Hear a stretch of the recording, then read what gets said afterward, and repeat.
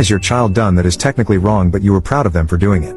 1. My son, who was 14 at the time, was robbed, at knife point, of his iPhone and a few dollars, by two older boys. They were 17 and 18. These boys were gang members, with many of the usual markings. One had a tattooed teardrop, indicating that he had taken a life, and a cross in the middle of his forehead. I saw his picture when they asked my son to identify who had done this to him. He looked pretty darn intimidating for a kid. This entire event was odd in as much as we live in an upper middle class suburb, and these things just don't happen here. Anyway, my son didn't seem to be suffering any trauma from the experience and went along seemingly happy-go-lucky. I actually thought he was in denial or suffering from PTSD. One day, I was driving through the main street of our town when I was stopped at a red light. My son jumps out of the car, without a word, and runs into the laundromat. I was confused, for a second, but then I see him beating the hell out of some guy. I mean, he was battering this kid, slamming him into walls and just pummeling his face with fists and elbows. But the time I got inside, he was stomping this kid out literally. The women inside were screaming and crying, and this kid was